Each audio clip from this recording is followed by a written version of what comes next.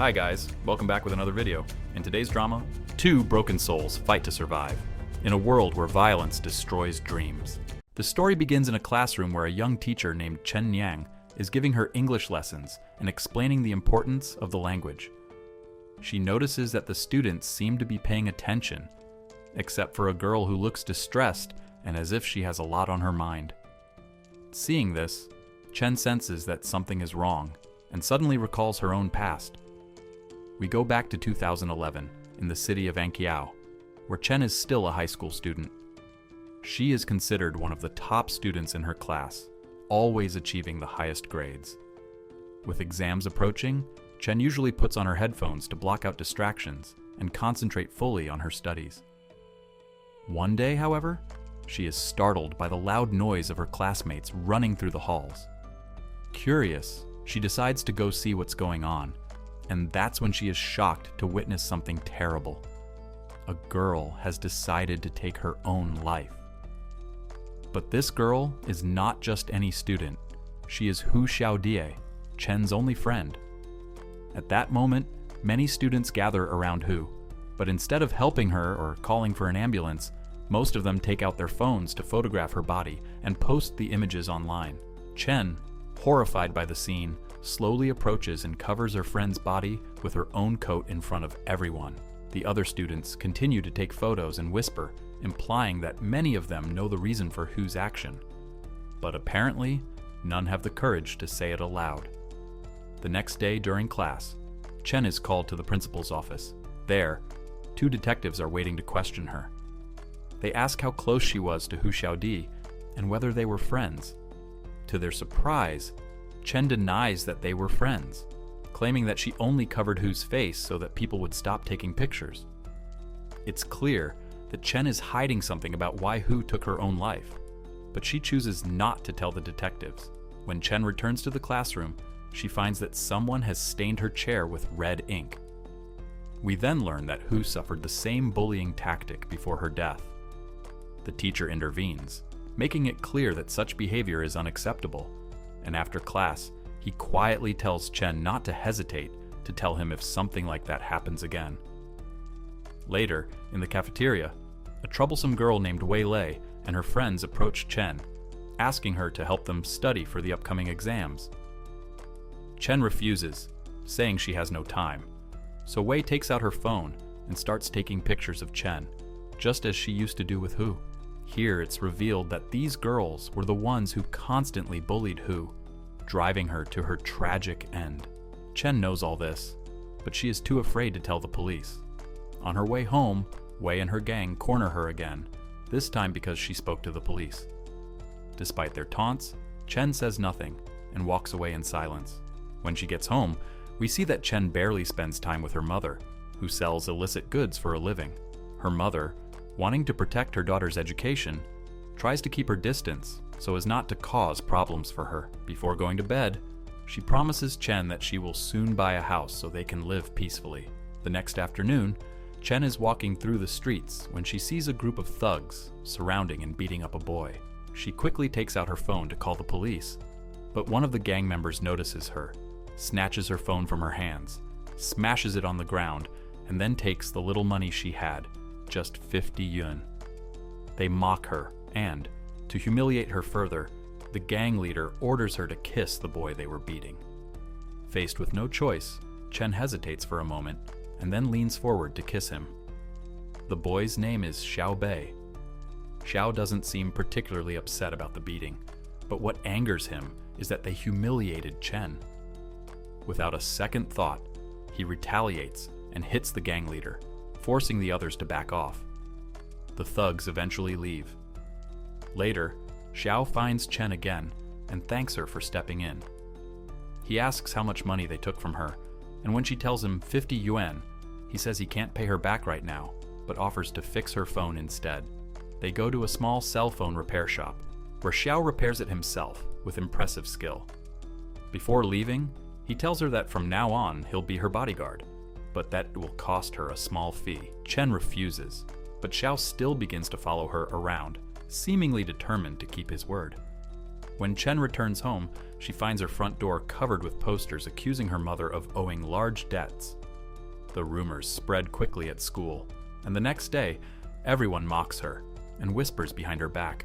Feeling overwhelmed, Chen leaves school early and wanders the streets until she runs into Xiao again. Seeing her upset, Xiao takes her to his humble home under a bridge. There, he cooks noodles for her, and for the first time in a long while, Chen feels comfortable enough to relax.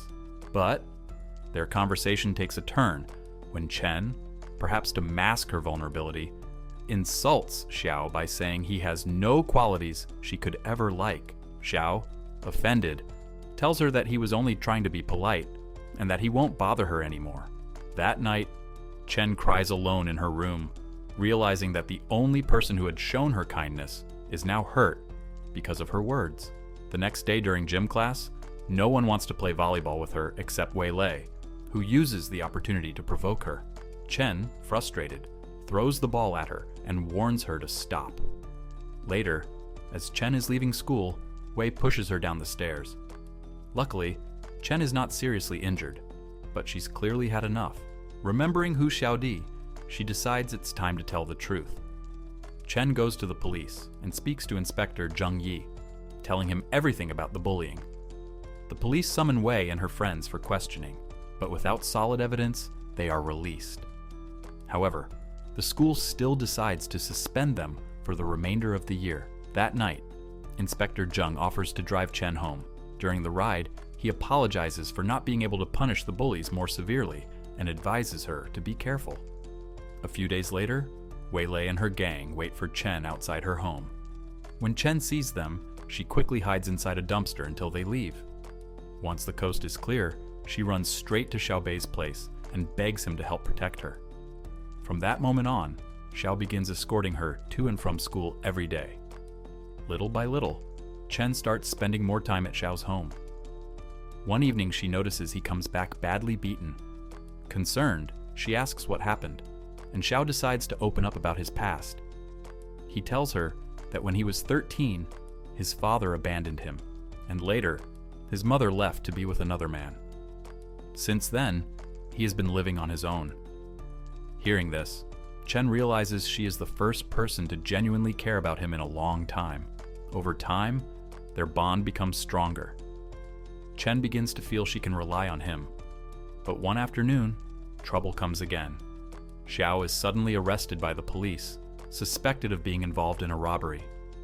That same night, while Chen is alone, Wei Lei and her gang ambush her.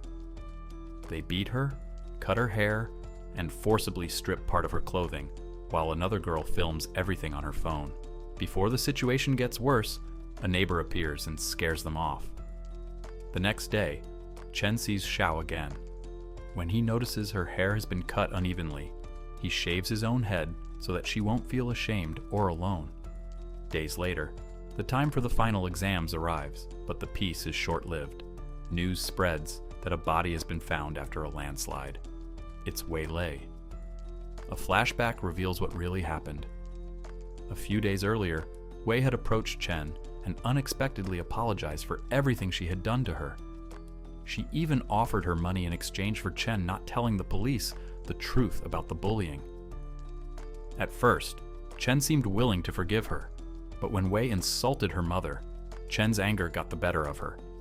In a moment of blind rage, she pushed Wei down a staircase. Wei's head hit the ground hard, and she died instantly. Panicked, Chen told Xiao what happened. Without hesitation, Xiao told her he would take care of everything, meaning he would dispose of the body himself. After the landslide exposes Wei Lei's body, the police investigate and soon find the vehicle Xiao used to transport it. Wei's friends quickly point the finger at Chen, accusing her of being involved. Chen is brought in for questioning. During the interrogation, she denies having anything to do with Wei's death and claims she doesn't even know Xiaobei. Due to lack of solid evidence, Chen is eventually released, but Xiao is charged and imprisoned. A few days later, Inspector Zheng visits Chen at school. He congratulates her on achieving one of the highest grades in the exams, but then, with a serious look, tells her that Xiao has been sentenced to the death penalty. Shocked and horrified, Chen protests, but Jung then admits it was a lie. His intention was to push her into confessing the truth. Sometime later, Chen decides to visit Xiao in prison. Their meeting is short, but deeply emotional. They exchange no words, only looks filled with pain and unspoken feelings, before the guards take them away to different detention centers. Back in the present day, we return to the opening scene. Chen is teaching English to her students. She notices a shy, withdrawn girl in her class, and in her, Chen sees a reflection of her own younger self. When class ends, Chen offers to walk the girl home, sensing that she too is a victim of bullying. As they walk, we see Xiaobei in the distance, quietly following them, still watching over her.